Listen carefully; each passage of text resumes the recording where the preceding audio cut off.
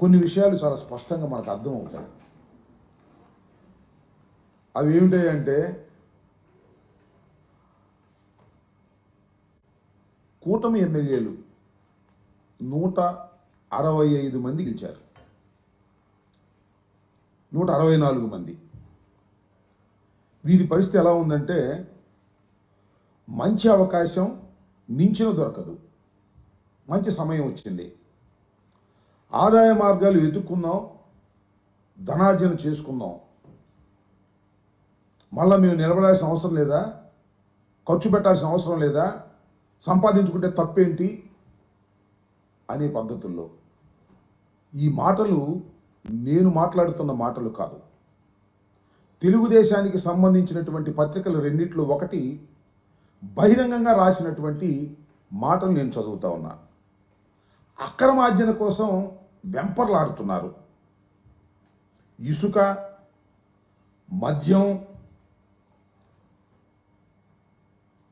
ఇలాంటివన్నీ కాంట్రాక్టర్లు, ప్రైవేటు పరిశ్రమల్లో ఉన్నటువంటి విషయాల్లో దోచుకునే కార్యక్రమాలు ఇవన్నీ జరుగుతూ ఉన్నాయి.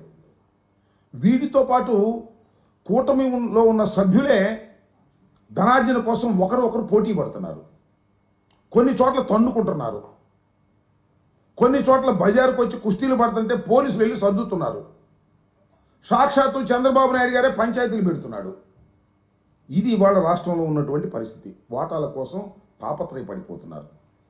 మొత్తం ఆల్మోస్ట్ ఆల్ ఎవరో కొద్దిమంది తప్ప శాసనసభ్యులు ఒక 10%, 11% లేదా 15% మినహా రాష్ట్రంలో కూటమిలో ఉన్నటువంటి అందరూ శాసనసభ్యులు తమ ఆదాయ మార్గాల కోసం ఎదుక్కునేటటువంటి కార్యక్రమంలో చేస్తున్నారు. మీరు చూశారు, మద్యం పాలసీ మార్చేశారు చంద్రబాబు నాయుడు గారు. అద్భుతమైన పాలసీ తీసుకొచ్చాను, నాణ్యమైన మద్యం అతి చౌకగా ఇస్తాను, దళారులు ఉండరు అని చెప్పినటువంటి చంద్రబాబు నాయుడు గారు ఇవాళ మద్యం పాలసీలో ఏం జరిగిందో నేను మీకు ప్రత్యేకంగా చెప్పాల్సిన అవసరం లేదు, చాలా స్పష్టంగా అర్థమవుతా ఉంది.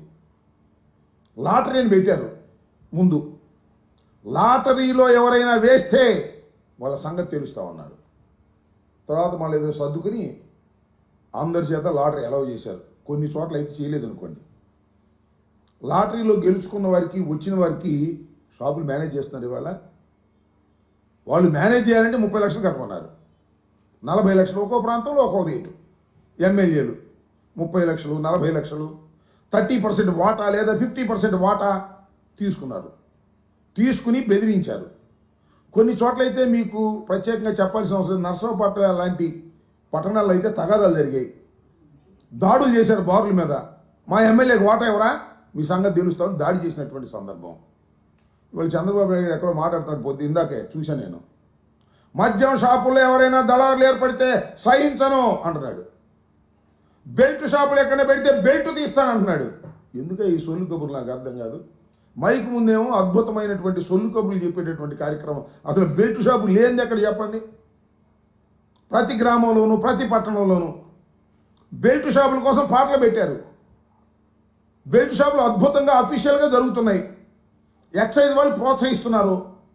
ఎవరైతే డబ్బులు కట్టలేదో బ్రాందీ షాపుల వాళ్ళు ఎమ్మెల్యేలకి వాటి మీదకి వెళ్ళి రైడ్లు చేస్తున్నారు, పట్టుకుంటున్నారు, వాళ్ళు ఇబ్బంది పెడుతున్నారు. తెల్లారిపాటికి వచ్చి ఎమ్మెల్యేలకు డబ్బులు కడుతున్నారు. ఇది జరుగుతున్న విషయం. చంద్రబాబు నాయుడు గారు మైక్ ముందు మాత్రం అద్భుతమైనటువంటి ఉపన్యాసాలు చెప్పేటటువంటి కార్యక్రమం చేస్తున్నారు. మద్యం చౌకగా జరుగుతున్నాయి ఇక్కడ, చెప్పండి నాకు అర్థం కాదు. చంద్రబాబు నాయుడు గారు అధికారంలోకి వచ్చాడు, మద్యం ఏమన్నా చౌకగా దొరుకుతుందా? ఎక్కడ చౌకగా లేదు. అంతకన్నా ₹1 ఎక్కువే దొరికేటటువంటి పరిస్థితి మా రోజుల్లో కన్నా. ఈ విధంగా మద్యం షాపుల్లో విపరీతంగా దోచుకునేటటువంటి కార్యక్రమం నారా చంద్రబాబు నాయుడు గారి పరిపాలనలో ఎమ్మెల్యేలు చేస్తున్నారు. ఏ ఊర్లో ఆ ఊర్లో దండాలు చేసేటటువంటి కార్యక్రమం చేస్తున్నారు. ఇది ఒక ఆదాయం ఎమ్మెల్యేలకి. ఏది మద్యం షాపులు, మద్యం వ్యవహారాలు, బెల్ట్ షాపులు, ఇది ఒక ఆదాయం. ఆ ఆదాయం సోర్స్లో తీసుకుంటున్నారు. ఇంక రెండోది ఇసుక, ఉచిత ఇసుక తవ్వుకోవటమే. మా ప్రభుత్వం అధికారంలోకి వచ్చిందనుకోండి, వెళ్తాం ఇసుక తవ్వుకోవటం వచ్చేయటం అని చెప్పారు. ఎక్కడైనా ఎలా చేస్తున్నారా? ఇసుక రీచ్లు ఎక్కడైతే ఉన్నాయో అక్కడ దాన్ని కాంట్రాక్ట్ పెట్టారు, టెండర్స్ పిలిచారు. ఏమిటి? ఆ ఇసుక తవ్వటం, ఆ తవ్విన ఇసుకను తీసుకొచ్చి ఆ పక్కనే ఒక 2 మైళ్ళలోనో మన స్టాక్ పాయింట్ దగ్గర పోయటం, మళ్ళీ ఆ స్టాక్ పాయింట్లోంచి తవ్వి మళ్ళా లారీలోకి ఎత్తడం. దీనికి కాంట్రాక్టర్లు కావాలి, వేసారు కాంట్రాక్టర్లు. ఎవరండి కాంట్రాక్టర్లు? మన తెలుగుదేశం తమ్ముళ్ళే అందరూ. ఎవడు కాంట్రాక్ట్లో వేయడానికి వీల్లేదు, అప్లికేషన్ పెట్టడానికి వీల్లేదని దబాయించి మొత్తం తెలుగుదేశం తమ్ముళ్ళు తీసుకున్నారు. ఇవి దోచుకోవడమే.